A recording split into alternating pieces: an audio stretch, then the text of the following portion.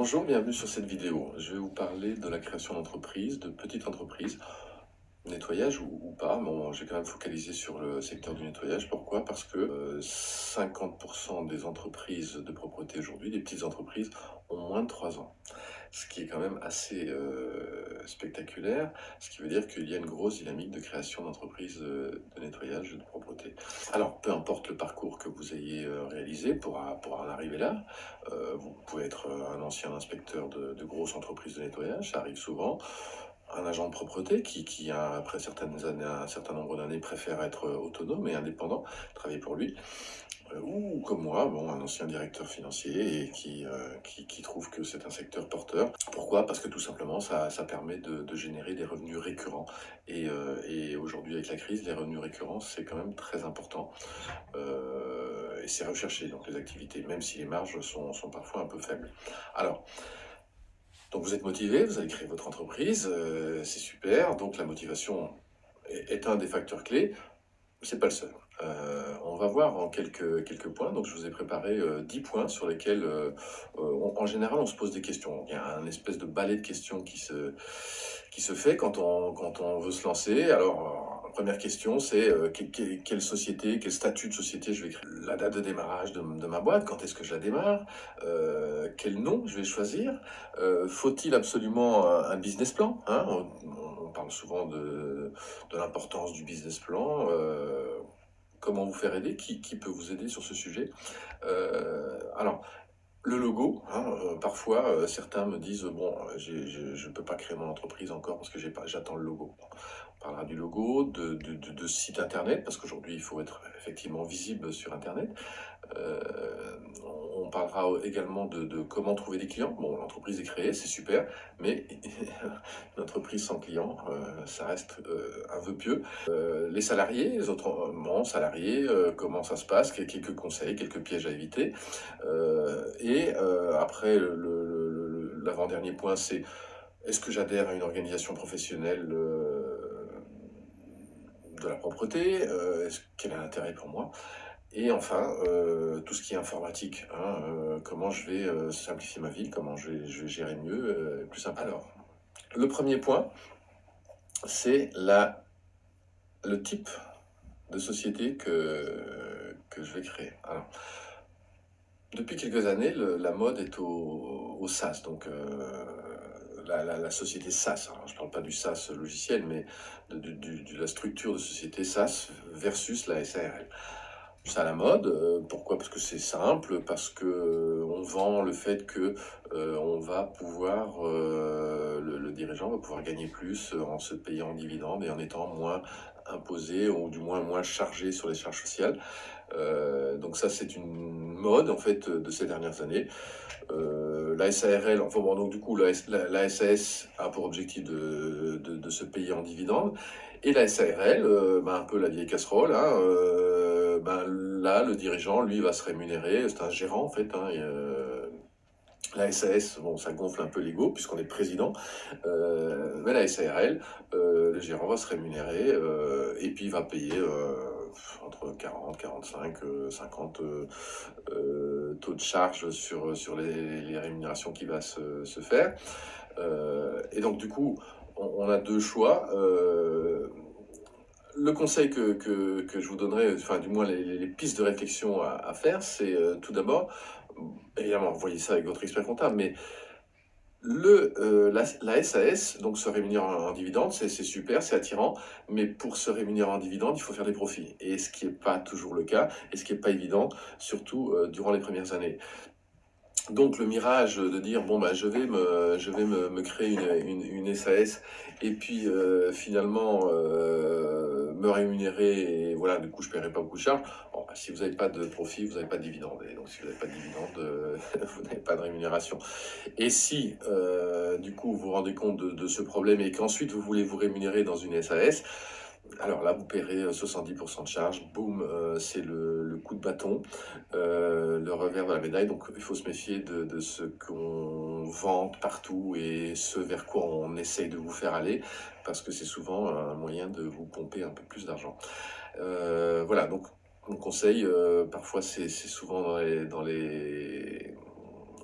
dans les vieilles casseroles qu'on fait les meilleures soupes.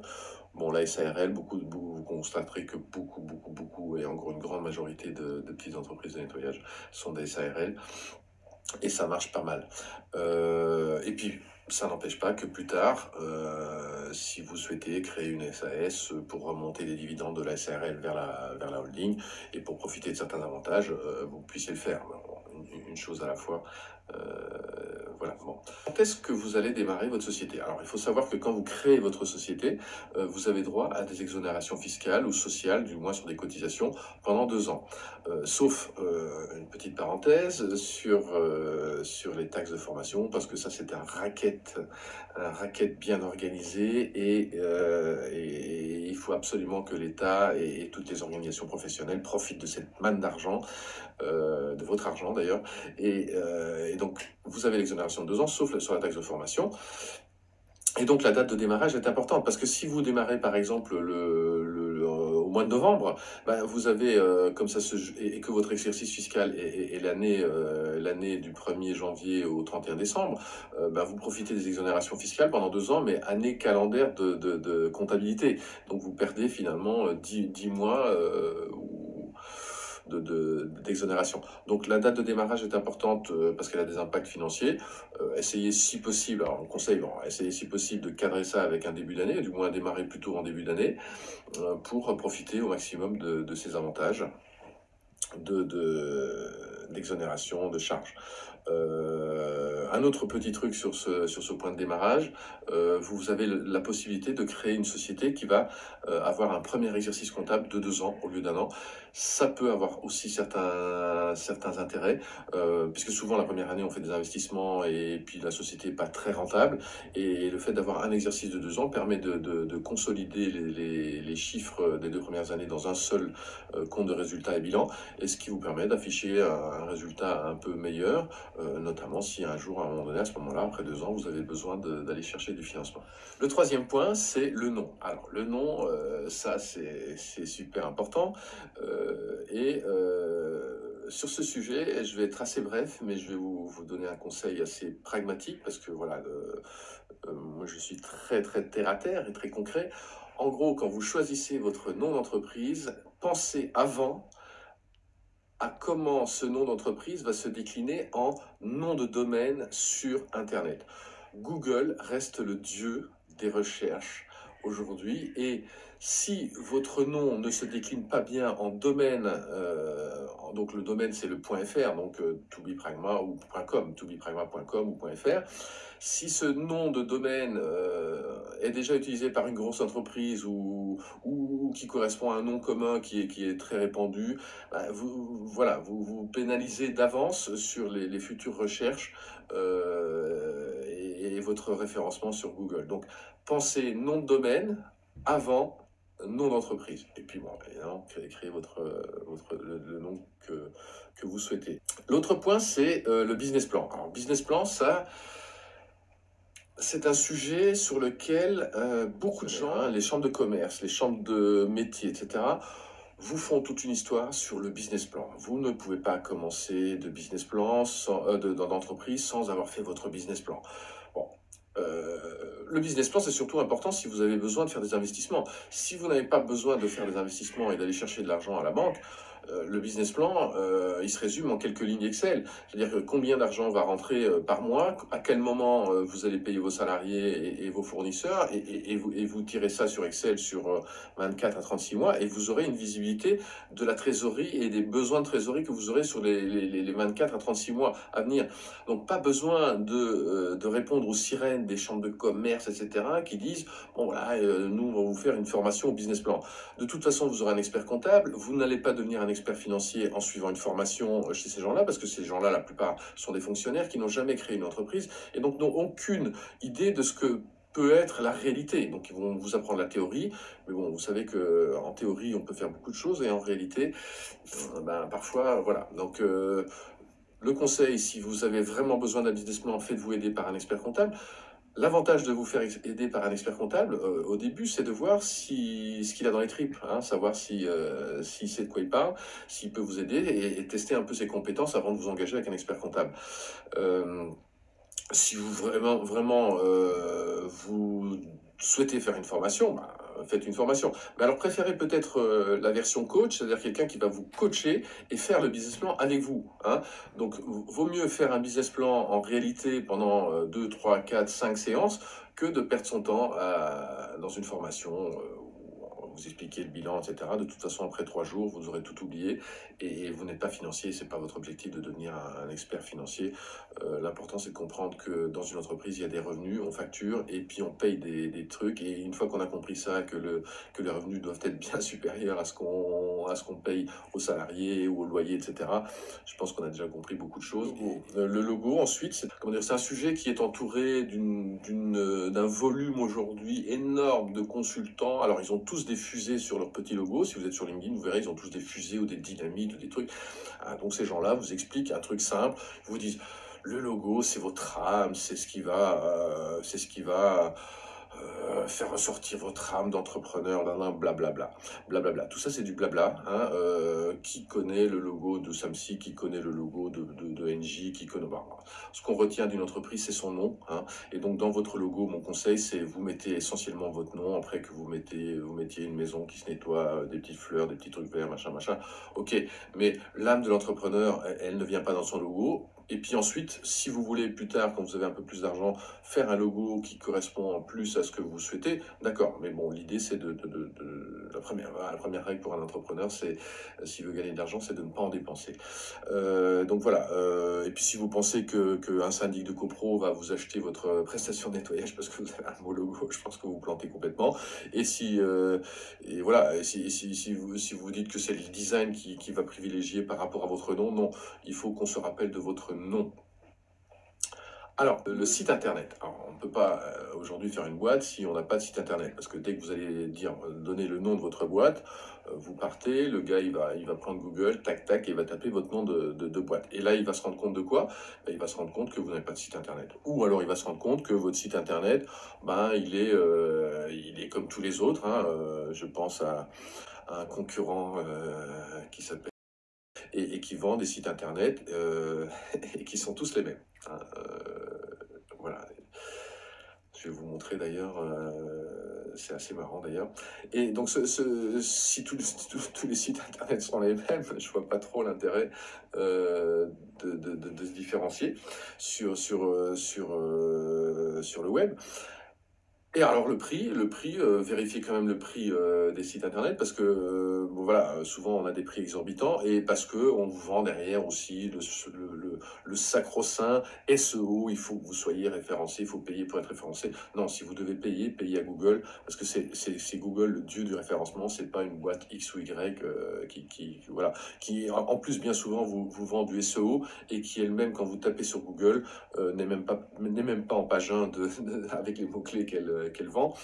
Donc voilà, soyez vraiment très méfiants sur le site internet et surtout vérifiez si vous achetez ou par exemple si vous payez un site internet par mois en disant bon, voilà, c'est super, ça va pas me coûter cher, ça va me coûter 30, 40, 50, je sais pas combien d'euros par mois, bah, vérifiez que le site internet vous appartient, que quand vous quittez ce fournisseur qui vous a vendu un truc super pas cher, bah, finalement le site internet vous appartient, vérifiez que le nom de domaine vous appartient. Enfin, l'entrepreneur, il est là plutôt pour prévoir si ça se passe mal. Bon, quand ça se passe bien, il n'y a pas besoin de prévoir. Ne payez pas pour un truc qui finalement ne vous appartiendra jamais. Le référencement SEO, bon, bah, vous avez compris ce que j'en pense. Je pense que c'est un piège, hein. Si votre site internet était bien conçu avec avec du contenu, hein, avec des mots, avec des mots qui reflètent ce que vous faites, où il y a une ou plusieurs pages, etc. Bah, votre référencement naturel va se faire. Voilà, ça prendra un peu plus de temps, mais ce sera moins cher. Oui, sur le SEO.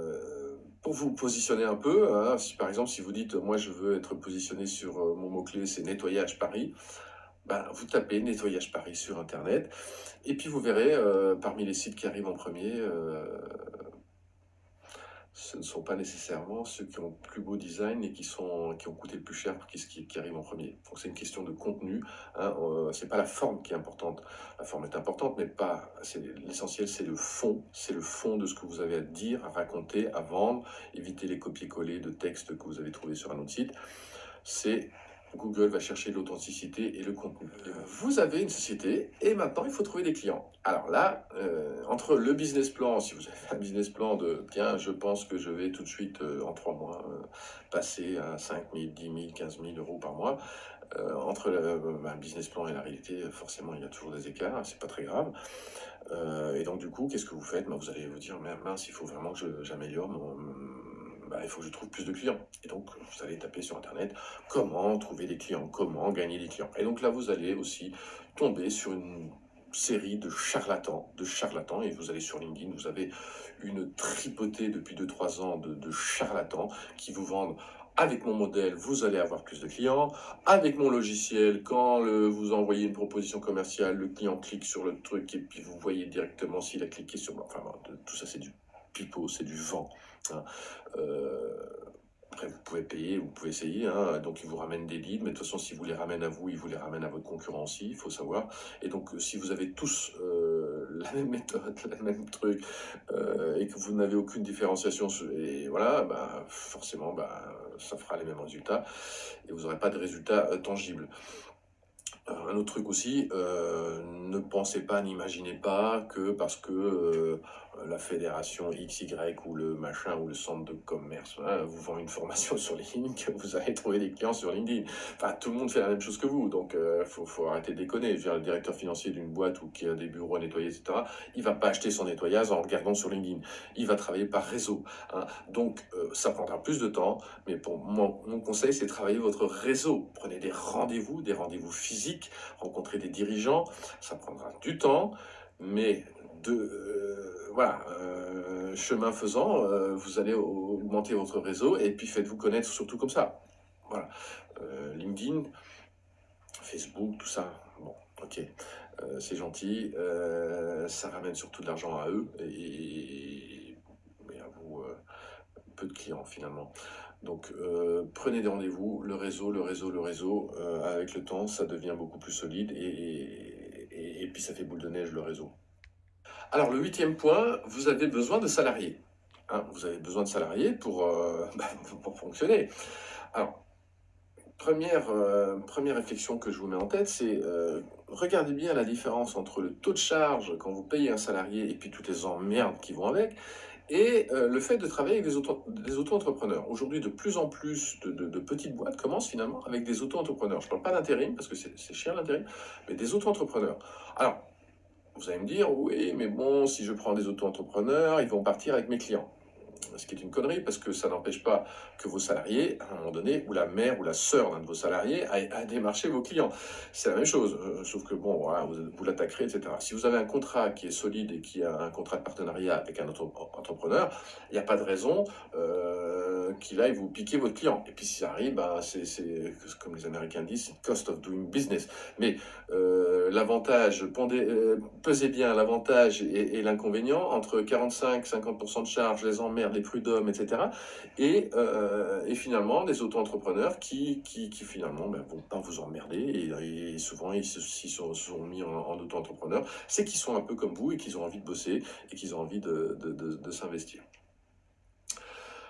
Sur la partie salariée, un point important, c'est la convention collective. Vous avez créé votre société, j'aurais peut-être dû en parler avant, mais vous avez, en choisissant le statut de la société, enfin le code APE, finalement, vous êtes rattaché à une convention collective.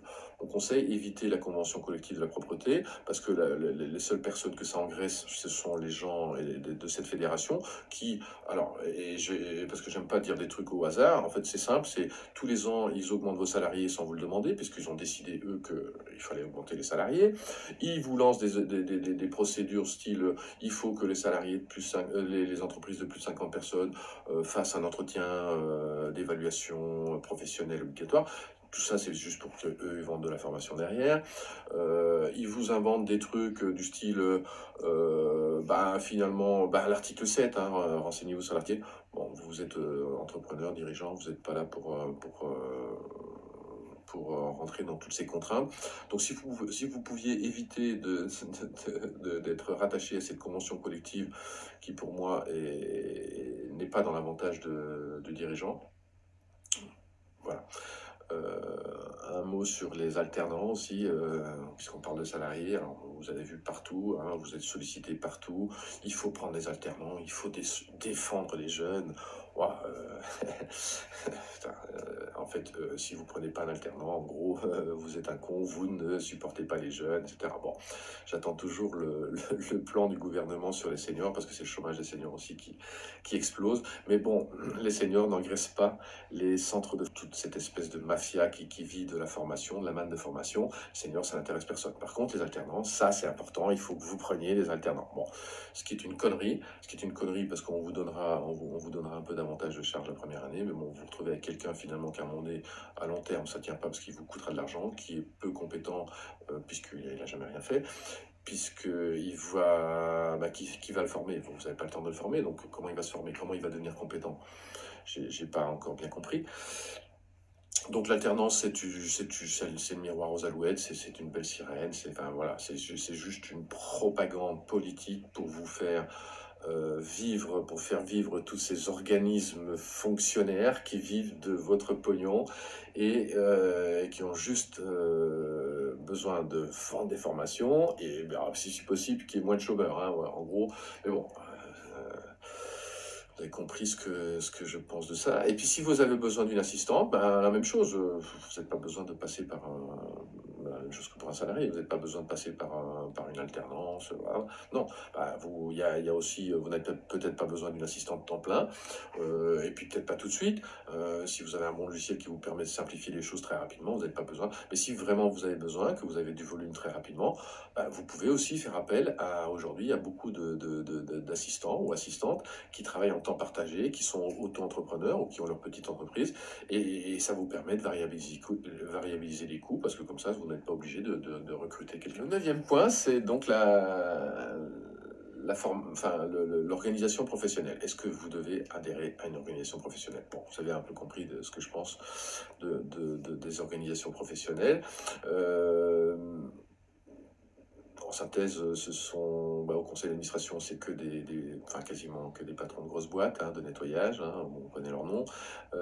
Donc ils font les règles et tout non, par les grosses boîtes, pour les grosses boîtes. Donc voilà, vous payez pour un truc qui finalement ne s'intéresse pas à vous. Et puis voilà, bon, après si en plus vous avez un expert comptable qui par exemple fait vos fiches de paie, etc., vous payez déjà pour un support social, parce que l'expert comptable lui connaît déjà bien la législation sociale. Donc je vois pas l'intérêt de payer en double, parce que quasiment le seul intérêt, c'est de vous donner un support juridique. Les autres intérêts, je les vois pas. Voilà, après, si vraiment vous souhaitez effectivement rentrer dans cette convention collective, etc., il faut savoir aussi qu'il y a une alternative qui est un syndicat professionnel représentatif de la propreté, qui est un peu plus petit, plus proche des petites entreprises, et qui s'appelle comparer les deux et voyez un peu la valeur ajoutée que ça peut vous apporter. Mais bon, enfin, ce ne sont pas des dépenses qui sont indispensables quand on lance son entreprise. Voilà. La partie informatique, hein, vous allez peut-être pas passer votre temps à faire des devis Word. Alors parfois, certains inspecteurs me font bien rigoler, ils disent oh, mais moi j'étais chez machin, mon devis il a 25 pages. Ok, ils étaient chez X, Y, une grosse boîte de propreté, ils font du copier-coller du devis qu'ils avaient dans cette grosse boîte de propreté, et pour un devis à 500 balles, ils balancent 25 pages de devis qui ressemblent à ce ou de machin ou de trucs. C'est complètement débile, hein, quand un client reçoit un devis de 25 pages d'une boîte qui fait 3 personnes, bon, et qui ressemble à des devis des autres, c'est pas très crédible. Donc voilà, sur ce sujet-là, sur la partie informatique, cherchez quelque chose de simple, qui soit pas très cher, qui soit si possible adapté à votre métier de la propreté, hein, parce que Bon, après, tout le monde, enfin, il y a plein de fournisseurs qui disent, oh, ok, moi je suis spécialisé sur la propreté, et puis quand vous allez sur leur site internet, vous voyez en dessous, il y a sécurité, bâtiment, machin, enfin, il y a tous les secteurs de la Terre, donc ils sont spécialisés sur rien. En fait, ils ont juste listé toute une série de secteurs, et selon ce que vous tapez dans Google, si vous tapez assistante maternelle, ils vont vous dire, je suis un logiciel spécialisé pour les assistantes maternelles. Bon, donc spécialisé pour votre métier, qui vous fasse vraiment gagner du temps, qui soit pas très cher parce que ça sert à rien de payer des milliers et des cents. Enfin, vous avez une petite boîte, donc vous n'avez pas besoin d'un canon pour tuer les mouches. Et puis surtout, bah, le prix, en gros, c'est aussi le coût complet. C'est-à-dire que si, par exemple, vous prenez un logiciel, pour ne pas le citer, qui vous fait 15 balles par mois, ou, bon, mais qui vous faut 3 heures ou 4 heures pour faire vos factures, parce que chaque mois, il faut faire du copier-coller, les factures du mois passé, etc. Bon, et que l'autre logiciel il coûte 50 balles par mois, mais que vous gagnez, enfin vous faites tout en 15 minutes, finalement bah, le coût du logiciel à 50 balles il est 2 fois moins cher, parce que votre temps il est précieux. Voilà, donc le prix, la complexité, hein, testez-le, testez les logiciels, les solutions informatiques qu'on vous propose. Il y a que ça pour vérifier que ce soit simple à utiliser, à paramétrer, à changer les paramètres à votre goût, sans faire normal sup, hein. Bon, je parle plus de l'ENA, parce que maintenant, l'ENA bientôt n'existera plus, entre guillemets. Voilà, donc tester, tester. Il faut que ce soit évolutif aussi, hein. Peut-être qu'aujourd'hui, les besoins que vous avez sont limités, et peut-être que dans 2, 3 ans, 4 ans, vous aurez besoin d'un planning un peu plus costaud, de vérifier les interventions de vos salariés ou sous-traitants, etc., en leur demandant de pointer sur le planning. Donc voilà, qu'il faut qu'il soit évolutif, et parce que, bon, bah, parce que dans 3-4 ans, c'est un peu emmerdant de rechanger de logiciel, de recréer ses clients, de recréer ses... Bon. Et puis aussi quelque chose qui vous permet d'être libre, hein, c'est si on vous enchaîne par un contrat qui vous oblige à être là 1 an, 2 ans, là, bon, c'est plus dans l'air du temps, hein, les gens qui enchaînent les clients, à un moment donné, auront des soucis, et si possible, ben, basculer directement vers du logiciel sur Internet, puisque de toute façon, les logiciels qui s'installent sur les PC, alors déjà, ça vous prend du temps, ça vous prend des contraintes d'installation, des licences, les mises à jour, etc. Bon. Et puis avec le temps, ça va disparaître, hein, tranquillement, les CD-ROM qu'on envoie et qu'on installe. Bon. Voilà, ça c'est un petit conseil si vous avez un peu d'argent, ben, aussi évitez Windows, hein, si vous voulez tous les matins attendre 3 heures que le PC démarre, prenez un Mac, c'est pas cher, il y en a des pas chers, des moins chers, des petits pros, voilà, mais qui n'ont pas les grosses capacités, et ça vous changera la vie. J'ai fait 20 ans de Windows, je peux vous assurer que dès que vous passez sur un petit Mac, ça va vous changer la vie. Fini les antivirus et les machins. On se demande d'ailleurs si ce ne sont pas des machines à créer des virus pour vous vendre des antivirus. Donc choisissez mon conseil, choisissez un logiciel adapté à votre métier, avec quelqu'un en face, avec des gens qui parlent un peu de votre métier, qui sont là pour vous aider quand vous avez un problème. Parce que je dis toujours, quand un client, un de vos clients, un client de la propreté a un problème, il appelle pas la femme de ménage, il appelle le patron, il vous appelle vous. Et donc voilà, nous chez TUI Pragma, c'est ce qu'on a voulu faire aussi, c'est quand vous avez un problème, vous n'appelez pas l'informaticien, parce que parler avec les informaticiens, parfois, c'est un peu énervant. Et donc, il faut enregistrer des tickets, etc. Bon. Voilà. En tout cas, je vous remercie pour l'attention, si vous avez tenu jusqu'au bout. Et puis, pour en savoir plus sur To Be Pragma et sur la société qu'on a fondée, je vous invite à aller sur www.2bepragma.com, le chiffre 2, ou taper logiciel propreté. Enfin, bon, voilà, vous verrez qu'on est très très très bien référencé naturellement sur Google. Voilà, je vous remercie de votre attention, et puis je vous souhaite une excellente réussite dans la création de votre entreprise.